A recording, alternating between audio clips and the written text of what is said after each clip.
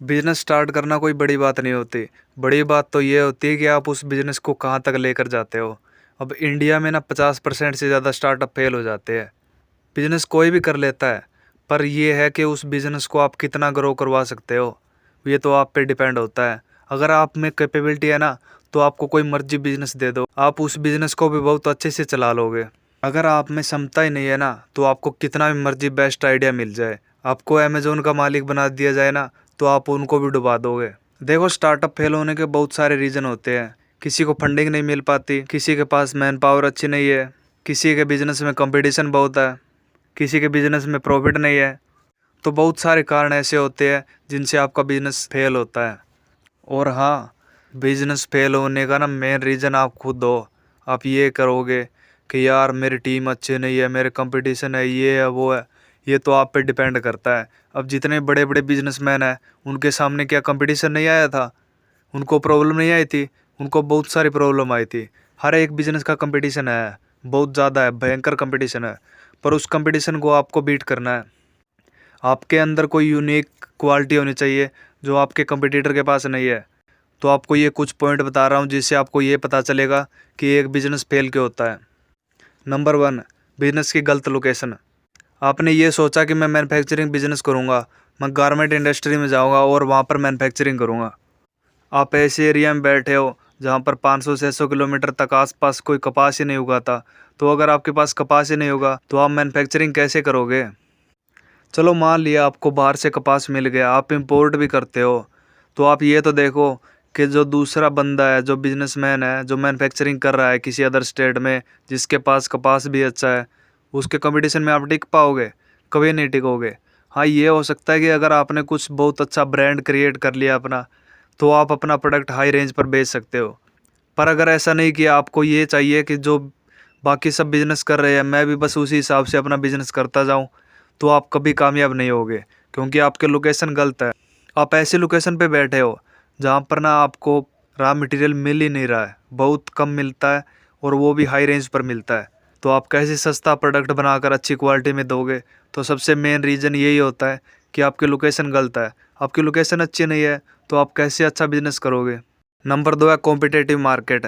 मान लो आपको retail business करना है, आप ये चाहते हो कि मैं रेडीमेड गारमेंट की शॉप खोलूँ। आप उस एरिया में चले गए जहाँ पर पहले बहुत सारी दुकानें हैं, वो भी बड़ी बड़ी दुकानें हैं, और उनको बहुत टाइम हो गया उस बिज़नेस को करते हुए।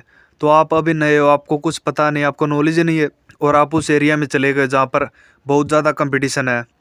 और एक और बात, आपका और उनका प्राइस सेम है, तो जो पहले बैठे हुए हैं उनको तो वो लोग जानते हैं कि ये हाँ इसकी क्वालिटी अच्छी है। आप नए बंदे हो, आपने अभी अपना बिजनेस स्टार्ट किया, आपको कुछ नॉलेज है नहीं, आपका और आपके कंपटीटर का प्राइस सेम है, तो आपके पास क्यों आएगा वो?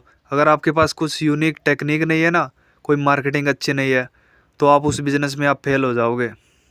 देखो, बिज़नेस ऐसा करोगे जो हर आदमी कर रहा है, तो स्टार्टिंग में आपको उधार भी देना पड़ेगा और सस्ता भी देना पड़ेगा।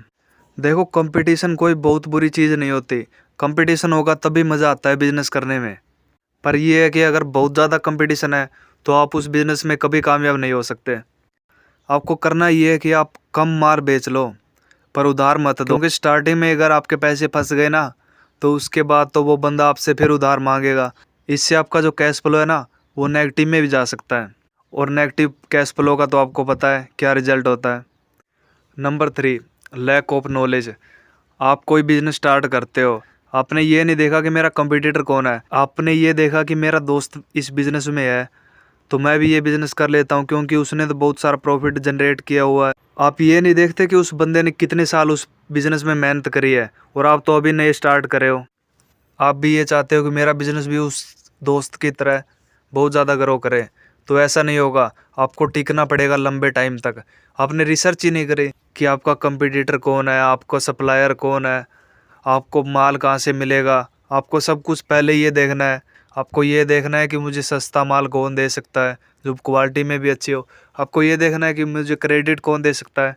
देखो, लोगों को ये नॉलेज नहीं होती कि अगर आप ना उधार में माल लेते हो, आपको महंगा पड़ता है ना वो, तो भी आप परचेज कर लो उस। आपको ये होगा कि आप उस माल को बेचते हो, आप माल को बेचने के बाद आपको जो इनकम आती है, उस इनकम को आपको उसको देना है। उसके पैसों पे आपने बिजनेस किया, आपका तो पैसा लगा ही नहीं, क्योंकि आपने उधार माल चक्का वहाँ से, और आपने किया ये कि उसको बेच दिया, और बेचने के बाद उसको पेमेंट करी, तो जितना बचा वो आपका ही बचा। वो आपको लालच देते हैं, जो होलसेलर होते हैं ना, वो आपको ये लालच देते हैं कि आप हमें एडवांस पेमेंट करो और आपको इतना % छूट मिलेगा।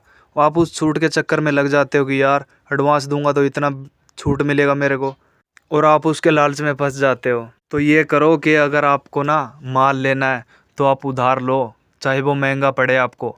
अगर बिना रिसर्च किए आप मार्केट में आओगे ना तो आप बहुत पछताओगे। तो सब कुछ आपको पहले एक पेपर पे लिखना है। आपको ये सबसे पहले यही लिखना है कि मेरा कंपटीशन कौन होगा, मुझे कौन अपना माल देगा, मेरा टारगेट कस्टमर कौन होगा, मेरा मार्केट साइज़ कितना होगा, मैं कहाँ पर बिजनेस करूँगा, ये सब कुछ आपको ही लिखना है। लास्ट पॉइंट, बल्क में परचेज ना कर पाना। अब ये है कि जितने बड़े बड़े कंपनियां हैं ना, वो अपना माल बल्क में परचेज करती है, तो उनको वो माल बहुत सस्ते में मिल जाता है। तो इससे होता ये है कि उसके पास सस्ते माल मिलता है, तो वो अपना प्रोडक्ट सस्ते में बनाते हैं। सस्ते में बनाने के बाद वो अपने जो डिस्ट्रीब्यूटर होलसेलर होते हैं उनको ज़्यादा प्रॉफिट देते हैं, ज़्यादा मार्जिन मिलेगा उनको, तो वही उनका माल बेचेंगे। अब जिस प्रोडक्ट में ज़्यादा मार्जिन होता है ना, लोग वही प्रोडक्ट बेचना पसंद करते हैं, क्योंकि उससे उनकी इनकम ज़्यादा होती है। तो आप बहुत कम क्वांटिटी में माल ले रहे हो, जिससे होगा ये कि आपको वो महंगा पड़ेगा, और अगर आपको महंगा पड़ेगा तो आपकी कॉस्ट ज़्यादा आएगी। अगर आपको महंगा पड़ेगा तो आपको महंगा बेचना पड़ेगा। आपका नया प्रोडक्ट है, नया प्रोडक्ट अगर आप महंगा बेचोगे तो आपका प्रोडक्ट कौन खरीदेगा? दुकानदार ये कहेगा कि जो बड़े बड़े ब्रांड है वो आपसे ज़्यादा मार्जिन दे रहे हैं, तो आपका प्रोडक्ट मैं क्यों बेचूं? आपके पास फिर दो ऑप्शन बचते हैं, या तो आप उसकी क्वालिटी को डाउन करोगे, या फिर आपको अपना मार्जिन कम करना पड़ेगा। अगर आपने इनमें से कोई भी किया तो आपका बिजनेस फेल होगा। तो बिजनेस फेल होने के बहुत सारे रीज़न हैं।